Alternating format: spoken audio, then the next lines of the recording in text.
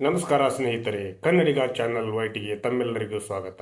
ನಾನಿವತ್ತು ಬೆಳಗಾವಿಯಲ್ಲಿ ನಡೀತಿರತಕ್ಕಂಥ ವಿಧಾನಸಭೆಯ ಅಧಿವೇಶನದ ಸಂಕ್ಷಿಪ್ತ ಸುದ್ದಿಯನ್ನು ಸಂಚಿಕೆ ಮೂಲಕ ನಾಡಿನ ಜನತೆಗೆ ತಲುಪಿಸಲಿಕ್ಕೆ ಸಂಚಿಕೆಯನ್ನು ಪ್ರಸ್ತಾಪ ಪಡಿಸ್ತಾ ಇದ್ದೇನೆ. ನಿಜಕ್ಕೂ ಕೂಡ ಬೆಳಗಾವಿಯಲ್ಲಿ ನಡೀತಿರತಕ್ಕಂಥ ಅಧಿವೇಶನದ ಸಂದರ್ಭದಲ್ಲಿ ಮಾಡ್ತಿರ್ತಕ್ಕಂಥ ಕಾರ್ಯಚಟುವಟಿಕೆಗಳು ಹಾಗೂ ಅದಕ್ಕೆ ಸಂಬಂಧ ಇಲ್ಲದೇ ಇರತಕ್ಕಂಥ ಘಟನಾವಳಿಗಳು ನಡೀತಾ ಇರೋದು ಕೂಡ ಕಳವಳಕಾರಿಯಾದಂಥ ಒಂದು ಸಂಗತಿ. ಅದು ಕೂಡ ಎಲ್ಲರಿಗೂ ಅರ್ಥವಾಗಿದೆ. ಹಾಗಿರುವಾಗ ಎಲ್ಲರೂ ಕೂಡ ಕುರ್ಚಿ ಕಾಳಗದಲ್ಲಿ, ಅದು ಮುಖ್ಯಮಂತ್ರಿಯ ಕುರ್ಚಿಯ ಕಾಳಗದಲ್ಲಿ ನಿರತರಾಗಿದ್ದಾರೇ ವಿನ ಉತ್ತರ ಕರ್ನಾಟಕ, ಮಧ್ಯ ಕರ್ನಾಟಕ ಹಾಗೂ ಕಲ್ಯಾಣ ಕರ್ನಾಟಕ ಹಾಗೂ ಬೆಂಗಳೂರು ಭಾಗದ ಕರ್ನಾಟಕವನ್ನು ಯಾರೂ ಕೂಡ ಏನು ಕೂಡ ಆ ಒಂದು ಚರ್ಚೆಯನ್ನು ಮಾಡ್ತಾ ಇಲ್ಲ. ಅದಕ್ಕೆ ತನ್ನದೇ ಆದಂಥ ಒಂದು ವಿಚಾರವನ್ನು ಕೂಡ ಹೇಳ್ತಾ ಇಲ್ಲ. ಹೀಗಿರುವಾಗ ಯಾವ ಗಣಂಧಾರಿ ಕೆಲಸವನ್ನು ಮಾಡ್ತಾ ಇದ್ದೀರಿ ನೀವು ಅನ್ನುವಂಥ ಪ್ರಶ್ನೆಯನ್ನು ಕನ್ನಡಿಗ ಚಾನಲ್ ವೈಟಿಯ ಮೂಲಕ ನಾನು ಈ ನಾಡಿನ ದೊರೆಗಳಿಗೆ, ಅಂದರೆ ನಮ್ಮಿಂದ ಆಯ್ಕೆಯಾಗಿ ಹೋಗಿರ್ತಕ್ಕಂಥ ಶಾಸಕರು, ಮಂತ್ರಿಗಳು ಹಾಗೂ ಮುಖ್ಯಮಂತ್ರಿಗಳಿಗೆ ಆದಿಯಾಗಿ ನಾನು ಈ ಸಂದರ್ಭದಲ್ಲಿ ಪ್ರಶ್ನೆ ಮಾಡಲಿಕ್ಕೆ ಬಯಸ್ತೀನಿ. ಯಾಕಂದರೆ ಬೆಳಗಾವಿ ಜಿಲ್ಲೆಯ ಗಂಟುಮೆಟ್ಟಿನ ನೆಲದಲ್ಲಿ ಆಗಿರ್ತಕ್ಕಂಥ ಈ ಒಂದು ಸುವರ್ಣಸೌಧವನ್ನು ನೀವು ಜಿಲ್ಲಾ ಕಚೇರಿಗಳನ್ನಾಗಿ ಮಾಡಿ ಸುವರ್ಣಸೌಧವನ್ನೇ ಕುಲಗೆಡಿಸಿರ್ತಕ್ಕಂಥದ್ದನ್ನು ನೋಡಿದರೆ ಎಂಥವರಿಗಾದರೂ ಕೂಡ ಒಂದು ಥರ ನೋವು ಉಂಟಾಗ್ತೈತಿ. ಅದು ಯಾಕೆ ನಿಮಗೆ ಅರ್ಥ ಆಗ್ತಾಯಿಲ್ಲ? ಎಲ್ಲ ಕಚೇರಿಗಳನ್ನು, ಎಲ್ಲ ಅಧಿಕಾರಿಗಳನ್ನು ಬೆಂಗಳೂರಿನಲ್ಲಿ ಇಟ್ಕೊಂಡು ನೀವು ರಾಜ್ಯಭಾರ ಮಾಡಿದರೆ ಇಲ್ಲಿ ವಿಧಾನಸೌಧವನ್ನು ನಿರ್ಮಾಣ ಮಾಡಿದ್ದಾದರೂ ಏತಕ್ಕೆ ಅನ್ನುವಂಥ ಪ್ರಶ್ನೆಯನ್ನು ನೀವು ಹಾಕಿಕೊಳ್ಳಲೇಬೇಕು. ಇದು ನಮ್ಮ ಉತ್ತರ ಕರ್ನಾಟಕದ ಎಲ್ಲ ಜನರ ಒಂದು ಒಕ್ಕೊರಲಿನ ಬೇಡಿಕೆಯಾಗಿದೆ. ಜೊತೆಗೆ ನೀವು ಇಲ್ಲಿಯವರೆಗೂ ಕಲ್ಯಾಣ ಕರ್ನಾಟಕ ಹಾಗೂ ಮಧ್ಯ ಕರ್ನಾಟಕ ಜೊತೆಗೆ ಹೈದರಾಬಾದ್ ಕರ್ನಾಟಕವನ್ನು ನೀವು ಈಗಾಗಲೇ ನಿರ್ಲಕ್ಷ್ಯ ಮಾಡಿದ್ದೀರಿ. ಇಲ್ಲಿಯವರೆಗೆ ಆಗಿ ಹೋಗಿರ್ತಕ್ಕಂಥ ಪ್ರತಿಯೊಬ್ಬರು ಕೂಡ ನಿರ್ಲಕ್ಷ್ಯ ಮಾಡಿದ್ದೀರಿ. ಯಾಕಂದರೆ ನಿಮಗೆ ಬೆಂಗಳೂರಿನ ಸುತ್ತಮುತ್ತಲಿ ಇರತಕ್ಕಂಥವರು ಅಷ್ಟೇ ನಿಮ್ಮ ಒಂದು ರಾಜ್ಯವೇ ಅನ್ನುವಂಥ ಪ್ರಶ್ನೆಯನ್ನು ಕೂಡ ಉತ್ತರ ಕರ್ನಾಟಕದ ಹಾಗೂ ಈ ಭಾಗದ ಎಲ್ಲ ಒಂದು ಜನರು ಪ್ರಶ್ನೆಯನ್ನು ಕೇಳುವಂಥ ಪರಿಸ್ಥಿತಿ ನಿರ್ಮಾಣವಾಗಿದೆ. ಅದು ತಪ್ಪಬೇಕು. ನೀವು ಈ ನಿಟ್ಟಿನಲ್ಲಿ ಕ್ರಮ ಕೈಗೊಳ್ಳಬೇಕು. ನಿಮ್ಮ ಕುರ್ಚಿ ಕಾಳಗವನ್ನು ನೀವು ಎಲ್ಲಿಯಾದರೂ ಏನಾದರೂ ಮಾಡಿಕೊಡ್ರಿ, ಆದರೆ ನಮಗೆ ಸಂಬಂಧಪಟ್ಟಂಥ ವಿಷಯವಲ್ಲ. ಆದರೆ ಕರ್ನಾಟಕದ ಜನತೆಗೆ, ಕರ್ನಾಟಕದಲ್ಲಿ ಆಗಬೇಕಾಗಿರೋ ಕೆಲಸ ಕಾರ್ಯಗಳಿಗೆ ನೀವು ನ್ಯಾಯಯುತವಾದ ಬೇಡಿಕೆಯನ್ನು ಕೆಲಸಗಳನ್ನು ನಿರ್ವಹಣೆ ಮಾಡಲೇಬೇಕು. ಯಾಕಂದ್ರೆ ಲಕ್ಷಾಂತರ ಕೋಟಿ ತೆರಿಗೆ ಹಣವನ್ನು ಸುರಿತಿರ್ತಕ್ಕಂಥ ನಮ್ಮ ರಾಜ್ಯದ ಜನತೆಗೆ ಕೇಳುವ ಹಕ್ಕಿದೆ ಮತ್ತು ಅದನ್ನು ಪಡೆದುಕೊಳ್ಳುವ ಒಂದು ತಾಕತ್ತು ಕೂಡ ಇದೆ ಅನ್ನುವುದನ್ನು ಕೂಡ ಅರಿತುಕೊಳ್ಳಬೇಕು. ಆಮೇಲೆ ಬೆಳಗಾವಿಯವರೇ ಆಗಿರ್ತಕ್ಕಂಥ ನಮ್ಮ ಕಾಗವಾಡದ ಶಾಸಕರ ಮಾತುಗಳನ್ನು ಒಮ್ಮೆ ಕೇಳಿದಾಗ ಉಮೇಶ್ ಕತ್ತಿಯವರ ನೆನಪು ಬರುವುದು ಸ್ವಾಭಾವಿಕ.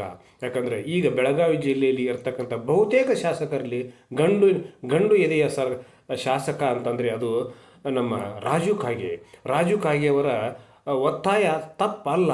ನಿಜಕ್ಕೂ ಕೂಡ ಈ ಸಂದರ್ಭದಲ್ಲಿ ಅವರು ಮಾಡ್ತಿರ್ತಕ್ಕಂಥ ಪ್ರಸ್ತಾಪ ತಪ್ಪಲ್ಲ.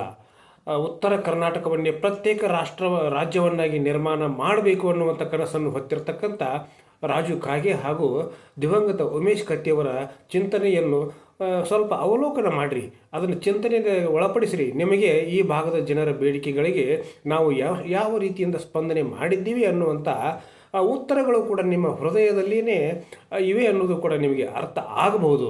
ಆದರೆ ನೀವು ಸಮಗ್ರ ಕರ್ನಾಟಕವನ್ನು ದೃಷ್ಟಿಯಲ್ಲಿಟ್ಟುಕೊಂಡು ಯಾವುದೇ ಸರ್ಕಾರ ಕೂಡ ಇಲ್ಲಿಯವರೆಗೆ ಕಾರ್ಯನಿರ್ವಹಣೆ ಮಾಡಿಲ್ಲ.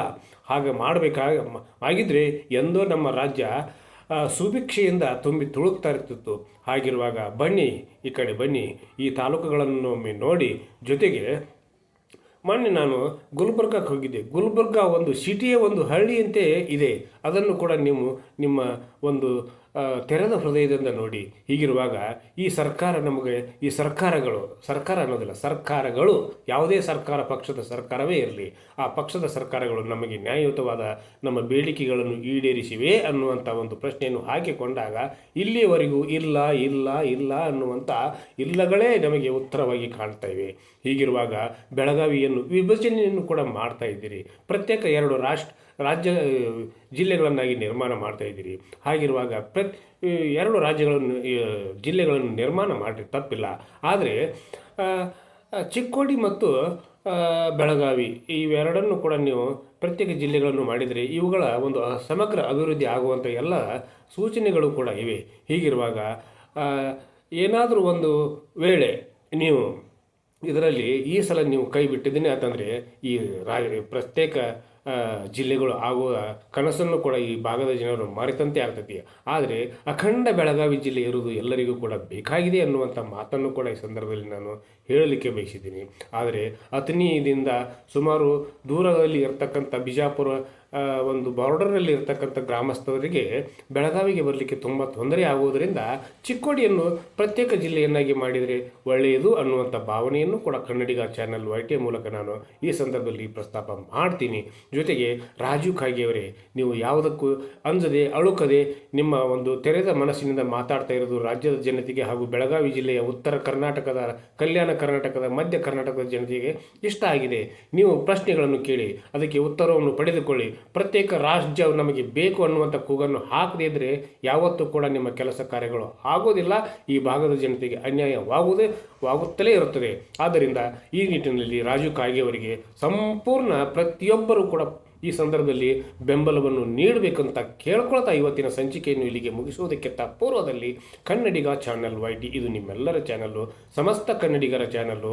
ಕನ್ನಡಿಗ ಚಾನಲ್ YTಗೆ ಇಲ್ಲಿವರೆಗೆ ಯಾರು ಸಬ್ಸ್ಕ್ರೈಬ್ ಮಾಡಿಲ್ವೋ ಪ್ರತಿಯೊಬ್ಬರು ಕೂಡ ಸಬ್ಸ್ಕ್ರೈಬ್ ಮಾಡಿರಿ, ಶೇರ್ ಮಾಡಿರಿ, ಲೈಕ್ ಮಾಡಿರಿ, ಕಮೆಂಟನ್ನು ಕೂಡ ನನ್ನ ಜೊತೆಗೆ ಹಂಚಿಕೊಳ್ಳ್ರಿ ಅಂತ ಹೇಳ್ತಾ ಇವತ್ತಿನ ಸಂಚಿಕೆಯನ್ನು ಇಲ್ಲಿಗೆ ಮುಗಿಸಿ ನಾಳಿನ ಸಂಚಿಕೆಯೊಂದಿಗೆ ತಮ್ಮ ಜೊತೆಗೆ ಹಾಜರಾಗ್ತೀನಿ. ಅಲ್ಲಿವರೆಗೂ ನನ್ನ ನಮಸ್ಕಾರ.